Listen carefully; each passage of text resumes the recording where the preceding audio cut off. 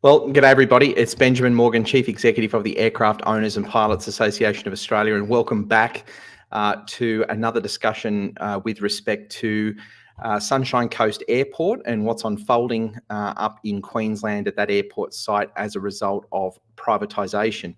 Before we kick into the video that I'm going to do this afternoon, and I've prepared a fair amount of documentation, which I'm actually going to bring up on screen. I'm going to show everybody some source material in relation to a lot of the conversation and discussion that I've had on the issues that are happening at the Sunshine Coast. I just want to bring a video up and just remind everybody of exactly what we're fighting for when it comes to these issues. Now, this video has been played right across the country over this last week, time and time again. It is a video of a Cessna 210, which is performing an emergency landing back at Bankstown Airport after suffering an engine failure. And it's a very graphic video in which the pilot and the passenger are desperately trying to get back to the airport site, only to be confronted by a new commercial industrial building that had been built around about 2 years ago by the privatised airport operator, who was seeking non-aviation property development profits over the top of running an aviation facility. And that is the building that you're going to see this aircraft struggling to get up over the top of. It was not constructed at the airport to facilitate growth in aviation. It was facilitated and built primarily as a non-aviation development precinct, and it's been built for one reason alone, and that is to return profits, to make a yield on aviation land for non-aviation purposes. So I'm going to play the video, and I'll just talk through a couple of points as we move through it. You can see the aircraft here approaching the airport boundary. I'm just going to pause it at this point. I'm not sure whether you can see the shadow, but having had the opportunity to speak to a few people, the aircraft actually clipped through the top of the gum tree as it approached the airport precinct. And as it approaches the airport, this is what the pilot is now confronted with. Now, after this video finishes, I'm going to show you exactly what was on the site prior to this building, which will make it evident as to why this building has produced such an unsafe outcome. But here we go. The aircraft stretches across. He's actually pulling the nose up to try and get the aircraft across the site. The section of the building that the aircraft has already gone across is effectively the width of the original aviation infrastructure that was there. This new building is almost 3 to 4 times the width. So he's gone over the initial section, which is roughly 2 times higher than the aviation infrastructure they bulldozed to build this facility. And he's got to get across something 4 times as wide. And you can see at this point here, the tailplane is approximately 1 foot off the lip edge of that building as he goes across the back onto the taxiway. And you can see how close, if we just roll back a little bit, you can see how close this building has been built to all of the aviation infrastructure, right up to the very boundary of the taxiways. It takes up an enormous amount of space on the northern side. He's done an absolutely amazing job to get that over the top of the building and to touch down on that taxiway, which runs north-south. Now, of course, a fantastic outcome that he didn't get killed and the passenger wasn't killed, but it now is bringing to light and highlighting a major problem which exists. Now, I'll show you this photograph here. This photograph is the northern boundary for the airport itself. And as you come across the northern boundary, you'll see up in this top corner, I'm going to zoom in for you. This is the aviation facility that used to exist on the site. They bulldozed what was the old aerospace aviation facilities that had quite a modern flight training school administration building and a maintenance hangar. Leading up to the construction of that non-aviation precinct, the airport refused to lease this site to any aviation business. I was aware of multiple aviation businesses that had approached the airport and were all told, no, we're not leasing this site. And of course, they had earmarked the development to go in on this northern boundary. And you can see I've just estimated the track there to see where he touched down. This is where he had come through. If he had come through with the original aviation infrastructure in place, there was never a risk at all that there was any structure of any kind that he would be interrupted by. And even if they had built aircraft hangars along there, those hangars would not be at the height that the new commercial industrial building has been built to. So there's no question about it. The new development, which now fills in this spot, has created an interesting risk. But this is an image of Bankstown Airport prior to the airport completing a lot of its recent redevelopments. And you can see on the southern side the massive amount of capital works. And here's a photograph of the building showing just how close the buildings have been built up to the taxiways. at that location. And there's a broader photograph just to show you the entire southern precinct, right up to the taxiways, is now all completely redeveloped into large commercial industrial sheds. You can see up on the northern precinct, it has been redeveloped into commercial industrial sheds. They are getting ready to start the development along the left-hand side at the top. That's going to be industrial sheds, and everything down Tower Road is eventually going to become industrial sheds. And you can see up on the north western side, it too is in the process of being earmarked for development. So much akin to what has happened at Moorabbin, we now see the airport is completely landlocked by massive commercial industrial sheds. And if I just go back to this image here, these are very, very high.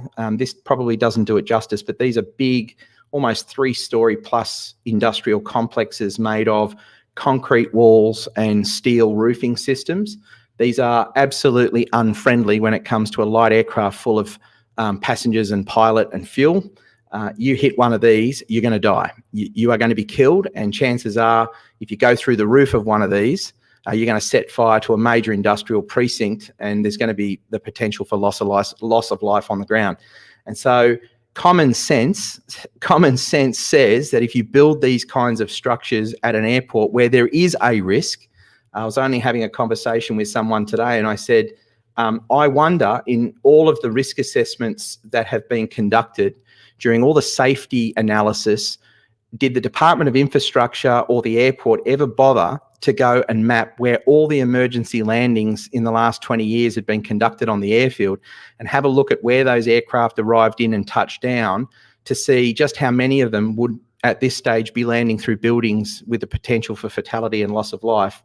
And there is absolutely no question that there is a problem here. I can tell you, I gave a media conference down here at what used to be Bill Whitworth's school a couple of years ago, where a piper landed in this area. Had that building been there at the time, the piper would have been through the wall of that building. Again, I can only imagine that a light aircraft hitting a structure like that, it would be a fatal outcome. So this is not a new trend. This is a trend that's been overtaking airports around the country. This is a shot of Moorabbin showing just how much development's gone on. So if we just look at, I'm going to draw the cursor around it, but the Moorabbin's kind of this block shape. What's happened since privatisation is this entire precinct at the north has been filled in with massive commercial industrial sheds. The precinct in the south has been filled in, commercial industrial sheds. Out to the west, commercial industrial sheds. Aviation has been condensed at the site dramatically. This entire precinct that we're looking at here was actually open space, aircraft parking and open space. It has now been totally built out with DFOs, shopping centres and commercial industrial sheds. It's gotten to a point in Moorabbin where in the next few years, the airport will have the property developers who masquerade as an airport management, they will have successfully converted the maximum amount of space that they could convert at that airport site to non-aviation. And those facilities are very large commercial buildings. And again, I would repeat, if you're a light aircraft performing an emergency to get back and you happen to be at the wrong place at the wrong time when you get that engine failure, all of the margin of safety has been eroded to make way for property development profits. And as I said, I was having a conversation with Sean Kelly, who's the president of AOPA today, as we understand that the public relations manager for area management have reached out to Sean. They're clearly upset that we're talking about the incident, this light aircraft struggling to get in over the top of that brand new development.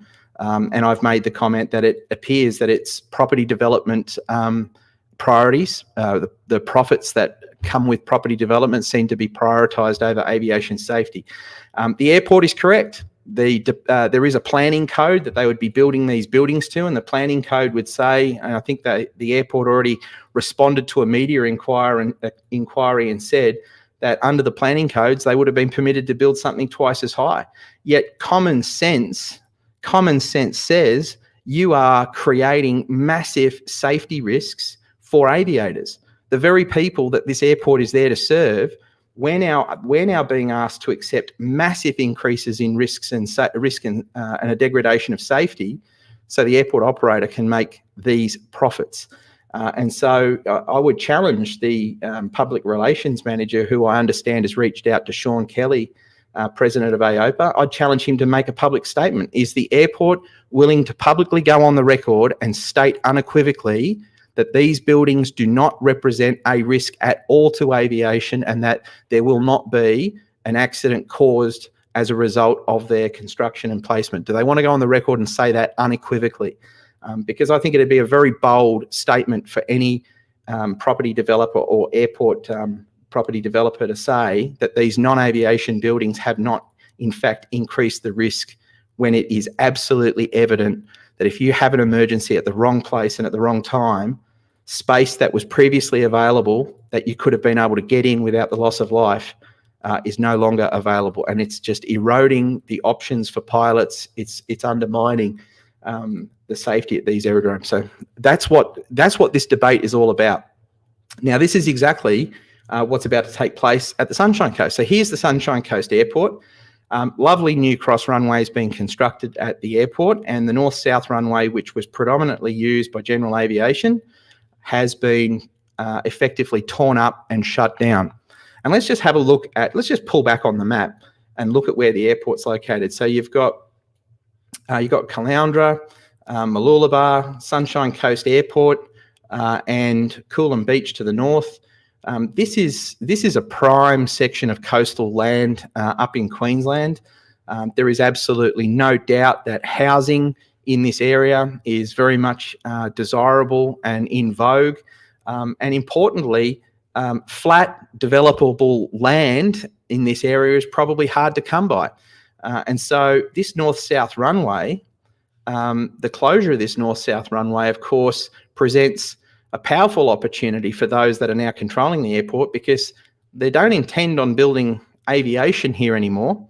In fact, they've pretty much disconnected it from the airport, and it's clear that what's going on is we now have a push to convert aviation land into non-aviation use at yet another privatised airport. Now, I've discussed this issue previously. This map just gives you a bit of an idea of where that precinct is. There's also this precinct on the southern side, this gateway precinct, which there's been a lot of promise about.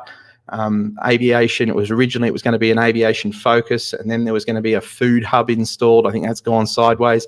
And all the general aviation operators who are located on that southern side, they're kind of living in no man's land now. They're kind of cut off from the rest of the airport. And of course, there's a focus at the airport now, which is no longer to really support general aviation, but rather they're focusing on the airline industry, and that's no good as well. I mean, aviation is more than just airlines. It comprises a very broad spectrum of participation, and we can't be just prioritising one against the other. That really does no good for anybody. But suffice to say, we have this outcome at the Sunshine Coast where this airport was previously run by council. And I just want to talk about that for a little minute.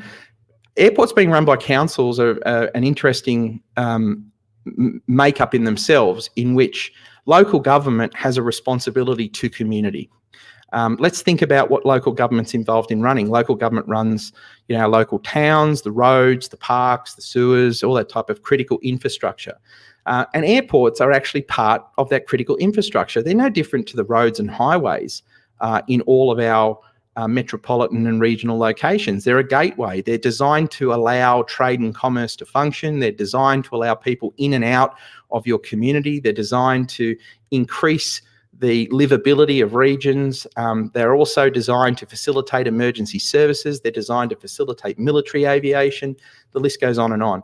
They are critical infrastructure. So we're in this bizarre period in Australia where airports are not being treated as critical infrastructure, and instead of being treated as a property developer's bonanza. And we have this trend, this growing trend, where local councils are offloading their airports into the hands of commercial operators, and those commercial operators are simply carving the airports up. They're reducing the aviation footprint to bare minimum, and every last square inch of available space is then turned into ultra high yield commercial, industrial and residential land.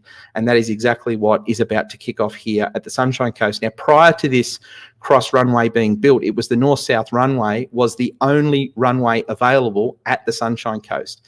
The council then came up with a proposal that it wanted to build a long cross runway to facilitate airline activity, and that is a wonderful thing. Anyone in a region that wants to grow will, of course, want domestic and regional aviation supporting their cities and their regions. So a great position for council to take. However, in the situation of the Sunshine Coast, it became a binary choice. Either choose to have an airline runway and get rid of your general aviation or not, which was in the view of general aviation and those that operate within it, that was kind of like this completely stupid outcome. There was an argument being presented by the council at the time that you could not run Sunshine Coast Airport with 2 runways, which is just absurd. There are airports all over the world that operate with cross runways. Air traffic control deal with that. It's part of ordinary aviation. Yes, there are some risks that you manage and you manage successfully, and these are managed globally successfully. And there was no reason as to why the north-south runway and the new international, domestic and potentially international service runway couldn't have been put into effect. But it became very clear that the intention of putting the new runway in was to free up land. It was to get rid of this pesky general aviation facility, which was worth so much more as a real estate development job. Now, I've done a couple of videos on this in the past because this airport has a really interesting history as to how it came to end up in commercial hands and what has happened since it got into commercial hands. And so, so much so that over the last few years, the council have got a little bit nervous about the fact that people in the public are starting to talk about what's gone on at this location.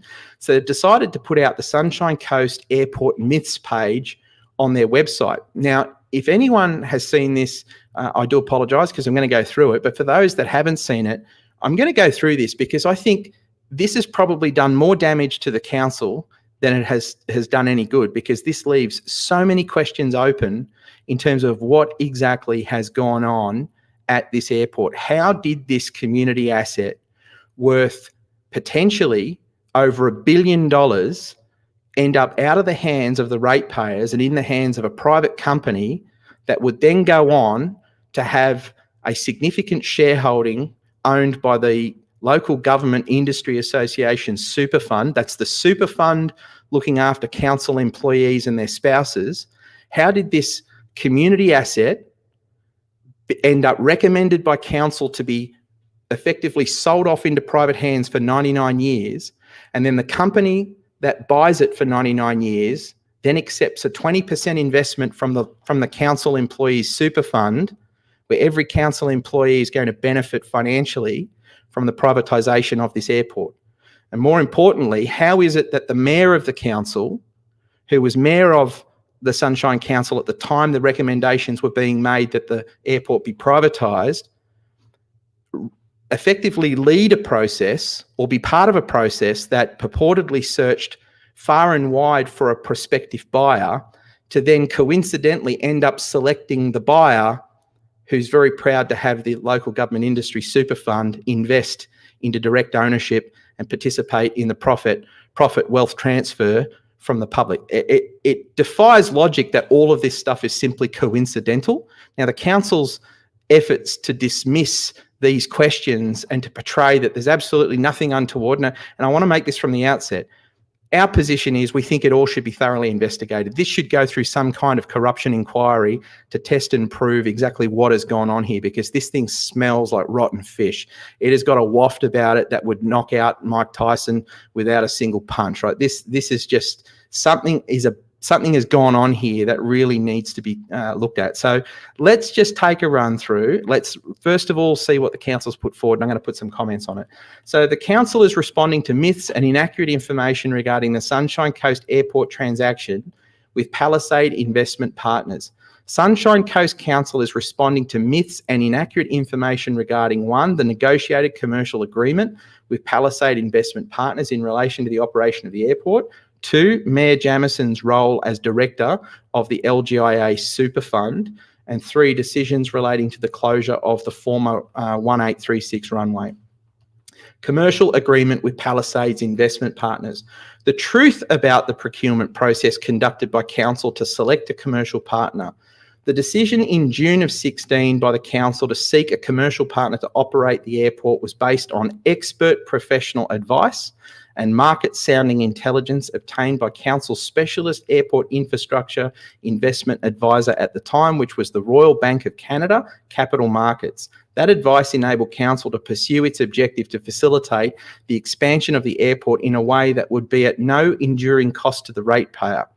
On June 30 this year, that outcome will have been achieved. In 2016, a comprehensive procurement process was conducted by council to select the commercial partner for the operation of the airport. The first stage of this process attracted 17 respondents, with 14 respondents invited to participate in a second stage process. Palisade Investment Partners was selected through a rigorous assessment process supported by specialist technical advice. The entire procurement process was overseen by an independent probity advisor, Argyle Corporate Advisors. Palisades Investment Partners is a specialist infrastructure investment manager for a number of super funds with over $3.2 billion in funds under management. Palisades was selected as council's commercial partner in the operation of the airport because it offered by far the best outcome for the ratepayer, namely a financial investment totaling $372 million that would be more than enough to cover the capital costs to deliver the airport expansion project, plus an annual return to council of 5% of the gross revenue in the form of an annual lease payment. All of this information was made public at the time that Palisades was selected as the commercial partner in the operation of the airport. So let's just, first I'm going to comment on this first component, which is the fact that the council moved to appoint a commercial partner. What's crazy in this is that there were based on this information, 17 commercial companies all vying for the opportunity to purchase from the council the lease to run this airport for 99 years. This airport was such a bad investment for the community. It was worth so little to the community by way of return that 17 large organisations involved in long-term and asset investment were all lined up saying, please, please, please, can we have it? So it clearly wasn't a bad investment for the community. It clearly did offer the opportunity for high volume yield and profit return for the community. Yet for some reason, the council took the argument that the community, the ratepayers of the Sunshine Coast, did not deserve that return, that the ratepayers wanted a commercial company to be appointed so they could make all the profits and the community could make 5%. Just think about this, that if 40% of the land now at the airport is able to be developed for non-aviation purposes, and I'm just going to put a random number on this. Let's say it's worth $500 million, that the ratepayers only get 5%, and that somehow that deal was the best deal for the ratepayers of the Sunshine Coast, and that the council's recommendation that the ratepayers accept that because that was the best outcome was in fact a sound business decision. Who are they kidding? This is insane. Since when would the ratepayers of the region want 5% of $500 million? Wouldn't they want the maximum return on the $500 million?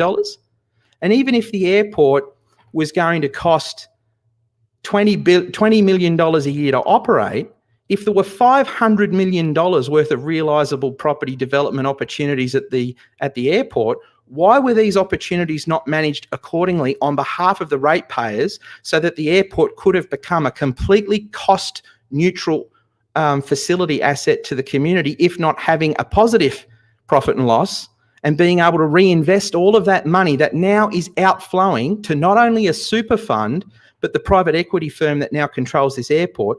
That is 95% of the profits are now going to the super fund, the equity fund and their partners, with the community just getting 5% return. Now, it doesn't matter how clever you think you are, that is a shit investment for the ratepayer.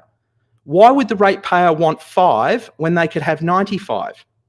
It's just insane to believe that the council with a straight face could sit there and tell the community this is the best outcome for our ratepayers. It just doesn't make sense. Let's read on.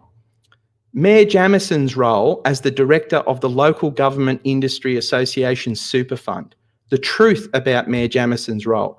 Mayor Jamison became an employee nominated director of the Local Government Industry Association Super on the 1st of July 18 months after the council transaction with Palisades was negotiated. LGIA Super is one of the superannuation funds that utilises Palisade investments to manage the investment on behalf of its member funds, which, keep in mind, are all the council employees, not only at the Sunshine Coast, but at other councils, and has been a client of Palisades since 2010.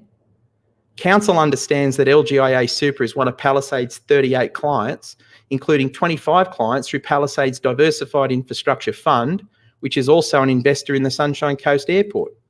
Mayor Jamison was nominated to the role by the board of the Local Government Association of Queensland, consistent with its practice of more than 40 years of nominating LGAQ president as a director of the Local Government Super Fund. Mayor Jamison, so Mayor Jamison went from just being the mayor of the Sunshine Coast and being part of the recommendation to the ratepayers that this heavily underperforming airport, which is just costing the community a fortune, and we need to somehow lease it out so that it's not a burden on these ratepayers. With poor ratepayers, they're losing out. We've got to try and cut a deal here to get this incredible expense off the books and help the struggling people of the Sunshine Coast so that they can just get 5% instead of their 95%. He goes on to become the president of the Local Government Association, which then puts him in as a director of the Super Fund. Really? Come on. Nevertheless, they say, since that time, Mayor Jamison has consistently declared a conflict of interest as required by the Local Government Act and not participated in any debate or decision by council on the matters relating to the Sunshine Coast Airport. Now, I want to be clear, AOPA is not accusing the mayor of corruption. We are not accusing Mayor Jamison of corruption. We are questioning how all this has unfolded. You got a mayor, you've got a council recommending the privatisation of this public asset that is, and let's cut to the chase. In the years to come, this will be a multi-billion-dollar piece of real estate. Right? A multi-billion-dollar piece of real estate. With Australian real estate property prices going the way they're going, this land is worth a fortune. It belongs to the ratepayers. Their council, on their behalf, has recommended to them that it's a terrible investment and that the ratepayers are better off having a private company come in and take 95% of the reward for managing it and give just 5% back to the community. And now they want they want everyone to accept that there was this big, rigorous process to select a potential buyer, but it just coincidentally happened to be the one commercial applicant who for the last X number of years has had the Local Government Industry Super Fund as a partner, an investment partner, and they just happened to be the lucky candidate that satisfied all of the requirements to somehow inherit several $1 billion worth of potential property value that they're going to be able to realise. I mean, this is insane. You couldn't make this stuff up. Then they go on to talk about the closure of the North-South runway 1836. The truth about Council's consideration of the Sunshine Coast Airport Master Plan. In 2019, the Sunshine Coast Airport Master Plan, which was developed by the Sunshine Coast Airport and considered by Council on the 17th of October 19, is not a land use plan and did not confer any additional development entitles to the airport. The decisions relating to the closure of the former runway relate entirely to the safe and efficient operation of the Sunshine Coast Airport. They have nothing to do with enabling the area of the former runway to be redeveloped for residential purposes. In any event, no such development proposal exists, and nor would such a proposal, if it did exist, be supported by Council. Right, and this is interesting. This is really interesting. Now, I understand that this, kind of myth-busting, purported, alleged myth-busting exercise from Council is now probably a couple of years old, because we now know that the Palisades investment are in fact moving to lodge a PDA, that is a public development application with the Queensland State Government, and that PDA is in fact going to, if successful, they will be able to bypass all the local council planning authorities which entirely supersede whether the council intended to give them approval or not. So imagine all these coincidences. Let's just pull back and go wide on this. Imagine the coincidence that we have a mayor and a council telling the local community that several $1 billion worth of property is worth so little to the community that they really have to get it out of the hands of council and put it in the hands of a private company who could far better manage it than the council ever could, because, you know, there's just too much money involved in it. Council's ill-equipped to deal with this level of losses and exposure, so let's privatise it. Then imagine that through the process, the only successful candidate is the candidate that is involved with the local government super fund. And then let's imagine that 18 months after the decision was made, the mayor suddenly becomes a director of the LGIA super fund that has 20% stake in the airport and is making money off this privatisation effort. Now, if I just bring a document up, this is a document from the investment profile from the LGIA Super at Sunshine Airport, and it says, you know, we have a, you know, it's in Queensland, it's an infrastructure investment, we have a 20% ownership. And it goes on to talk about the Sunshine Coast is Australia's fastest growing airport, and it's the 6th largest non-capital city airport, carrying almost 1 million passengers. The airport is Australia's newest international airport. The airport has recently seen rapid growth, enough to support a second runway. It's the only large commercial airport on the Sunshine Coast. It's close proximity to industry, blah, blah, blah. But then it goes on to say, the LGIA, local government super, that is the super for all the council employees, maybe the mayor himself has his super managed by LGIA, we don't know. Our super products include DNA that comprises a percentage of investments strategically chosen to deliver stable returns. These have a number of attributes that the Local Government Industry Association looks for. So when the local government employees and spouses super fund looks to invest their money in projects, these are the keys that they look for. They look for projects, infrastructure projects that are insulated from the volatility of the stock market. They look at innovative direct investments which have unique qualities, like infrastructure with a monopoly. Wow. So even the local government super fund recognises that privatised airports are a monopoly. And what do monopolies do? They monopolise. As I've been saying on videos for years, they rape and they pillage industry because there is no competition and industry has nowhere else to go other than to shut their doors and leave.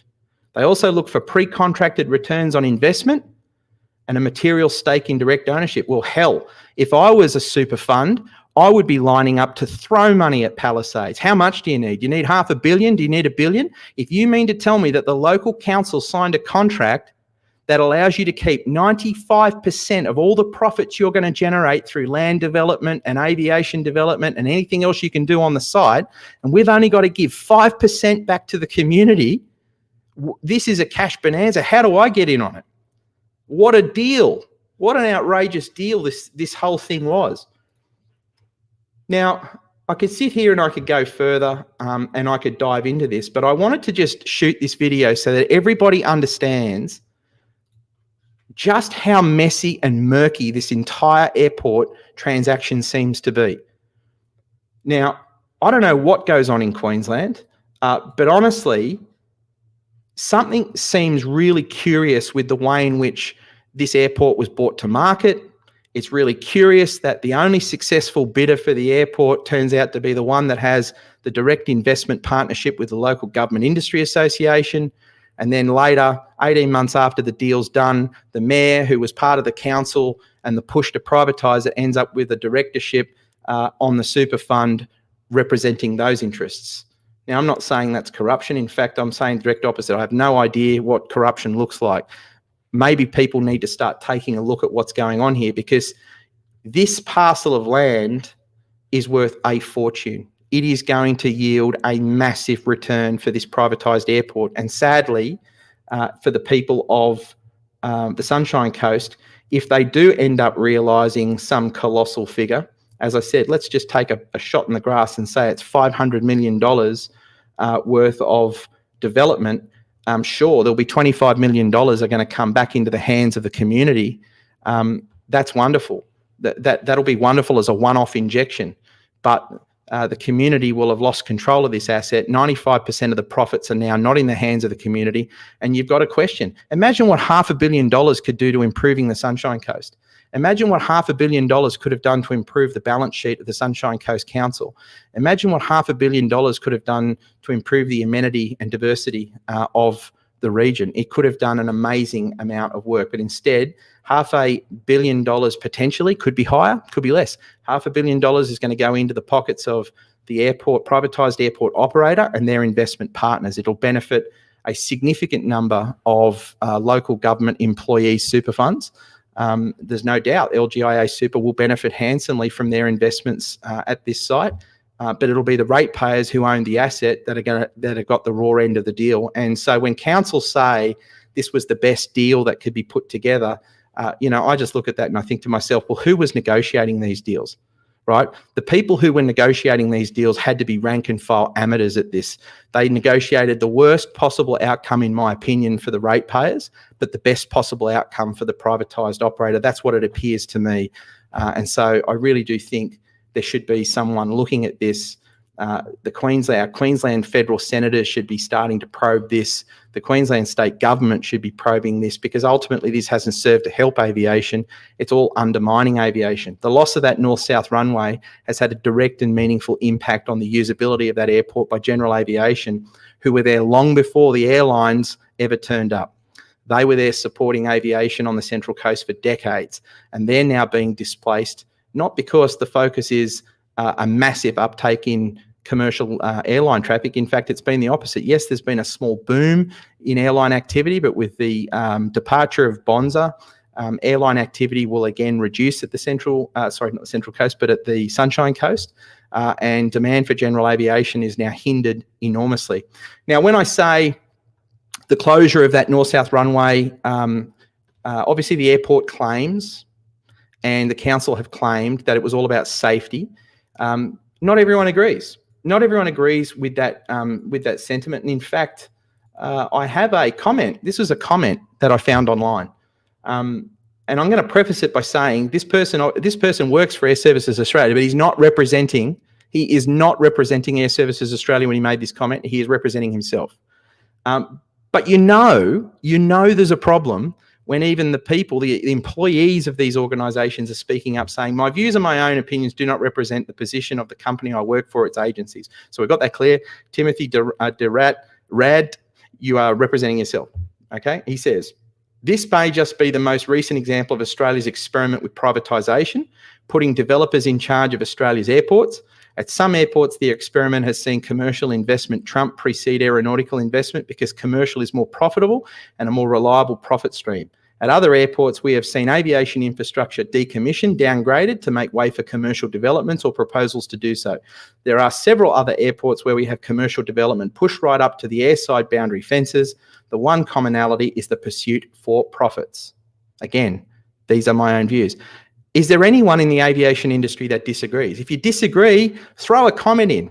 Post your comment. Let me know that you think we're absolutely wrong when we say that all of these developments are happening for simply the creation of property development profits. And I'd argue the point. I've argued it live on Channel 10 one particular day, and I said, well, I challenge anyone to prove to me that commercial industrial estates are improving the safety at airports, or the redevelopment of aviation infrastructure, that is closures of runways, closures of taxiways, make airports safer. I think that just about any professional aviator and professional aviation person would agree that an airport is more safe having more options to land than less options to land at the site. It is common sense. So here are some thoughts and comments in relation to what's unfolding at the Sunshine Coast. I have to also say that I'm disappointed to hear that businesses at the Sunshine Coast are being heavied by the operators. They're being told that they're not allowed to make comment. They're not allowed to speak up. If they are speaking up, they're being cautioned and told it could put at risk their leases on the airport site. So, the Local Government Industry Association clearly recognises the airport as a monopoly, and we clearly have a monopoly pressuring and heavying the aviation community not to speak up to defend themselves and the industry that they participate in. This is part of the reason why AOPA Australia is speaking up on the issue. It's critical. It is absolutely critical that we as an industry speak openly and honestly about what's going on. Our intention is not to defame. Our intention is not to unnecessarily insult or harm or damage airports. In fact, it's the direct opposite. We'd love to see the airports being managed responsibly in support of aviation. We have a firm and passionate view, which is that airports are there to facilitate the growth of aviation in a safe and successful way. And we believe that there needs to be a partnership between the airports community and aviation to achieve those outcomes.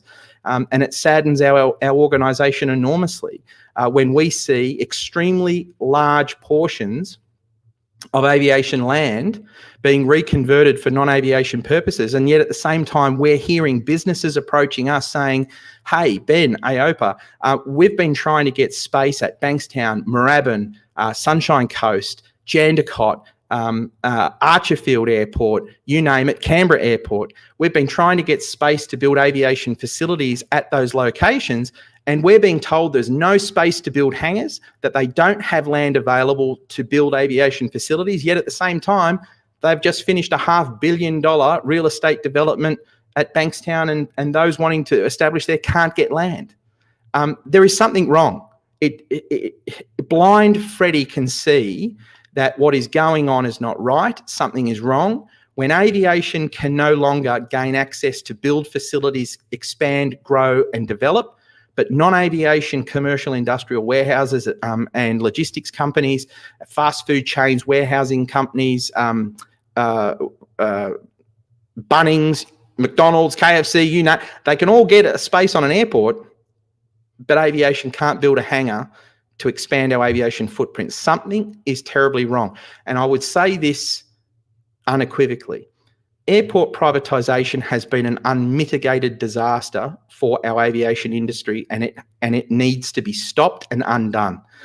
And I know that I had the opportunity to go to Wagga the other night and spoke at that event, and obviously the former Deputy Prime Minister, Michael McCormack, was there. And I know that it is very difficult for any government to look at this particular challenge and to say to themselves, how do we undo this mess now that it's been created? Well, I'm going to promise the politicians of this country one thing. If you don't do something, if you don't arrest the monopolisation of our industry and the wholesale conversion of our aviation infrastructure, within 20 years, there is no aviation industry left to speak of. General aviation will have been entirely displaced and crushed, and you will have lost an enormous capability that supports the Australian economy. No one wants to see that happen, but you have to take action. And whether the action starts with some small steps, I don't know. We really do need to get all the industry peak bodies around the table. We need all of the political leaders around the table, and we need an honest government that is prepared to accept that what has been done hasn't worked, and we need to start finding a way forward. Otherwise, it is the loss of a multi-billion-dollar multifaceted, diverse industry that will just collapse. We cannot survive with this happening to us. How can aviation exist if we are now competing with some of the biggest warehousing and logistics businesses in the world for space at our own airports? And the crazy part is those logistics and warehousing businesses, the real estate that has been converted for residential, they can be built elsewhere. You don't have to build on an airport. It's not like the airport is the last remaining land known to mankind. It's just flat. It is ideal to develop on. It's cheap, it's easy, and it has incredibly high yield. That is what's motivating it. And so when I'm out there publicly saying this is profits ahead of aviation safety, that's what I'm talking about. I'm saying very clearly, if you continue to build these structures, you're just eroding the amount of aviation land that we have to conduct ourselves safely. And as I would imagine the pilot of that Cessna 210, and I'll play it for everyone just again. I imagine the pilot, as he's approaching that building, he was probably thinking to himself, I'm going to hit this building and I'm going to die. I wonder how well he valued the non-aviation development as he approached over the top. I think he would have been thinking to himself, this is just disastrous. We've now got a graphic video, an incredibly graphic video that shows just how unsafe this is for aviation. It may have met the technical requirements. The airport operator may have built within what the Department of Infrastructure has argued was acceptable, but common sense says that is not safe. Common sense says that is not safe. and something has to change. Okay.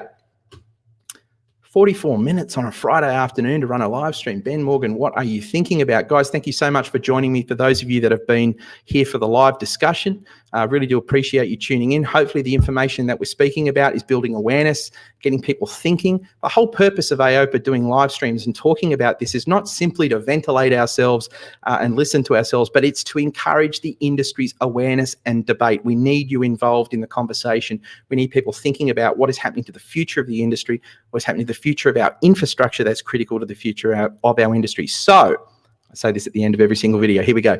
If you like the work that AOPA Australia does in helping build this awareness and making sure that there is a voice for general aviation and that people are being heard across the country on these critical issues. And of course, thank you so much to all of you that reach out directly to say, Ben, here's a bit of information and here's what's going on. Please get out there and advocate.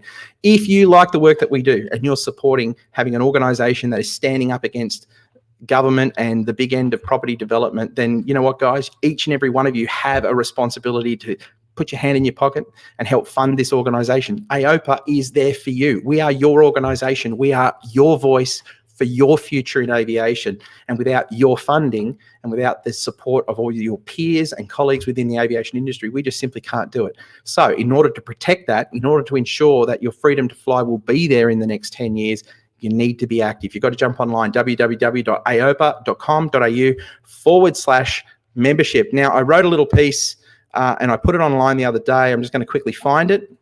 And I think it's just really relevant that I read this to you all because I think it hits the spot entirely. And I wrote and I said, your freedom to fly is not guaranteed. You must join the fight. Australia's aviation industry is without question a collection of competing interests. Everyone wants their voice heard. What AOPA Australia does is to make sure that your voice, the voice of general aviation, is heard at every level of government, whether we're fighting at a federal level, a state level, or a local level. At the national level, we work tirelessly to make sure that the skies are accessible, no matter where you earn your wings. That's right. It doesn't matter if you're a recreational pilot, sport experimental pilot, hot air balloonist, whether you fly a gyrocopter. We don't know why you guys do that. Glider pilot, a general aviation pilot, warbird pilot, or a commercial general aviation pilot, hell, even an airline pilot. We want to make sure that you have a right to access this industry. At the local level, we work with local councils to ensure that airports are protected. Our right of access to aviation is critical to the future of aviation. There we were just last week, we're down in Wagga.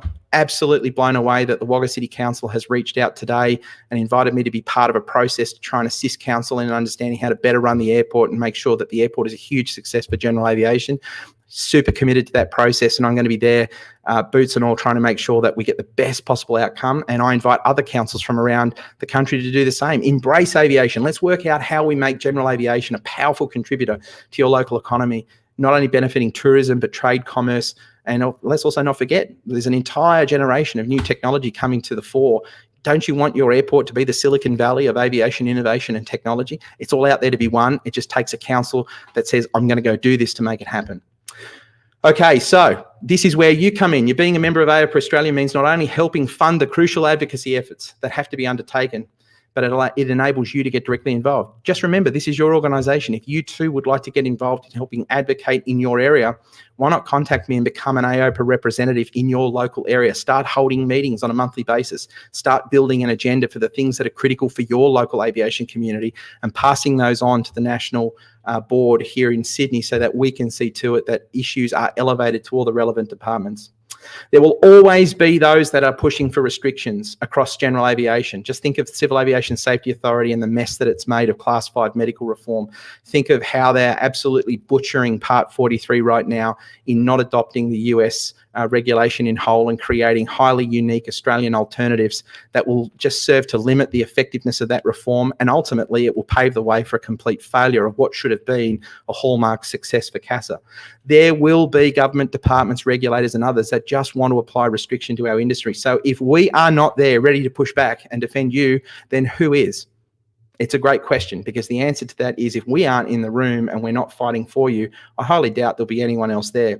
So why don't you become your own Ben Morgan AOPA representative in your area? Join, start holding meetings with your local aviators and help us understand what needs to be done on the grassroots in your particular area of aviation, and help solidify and concentrate the strength of AOPA so that we can achieve better, successful outcomes that will benefit everyone.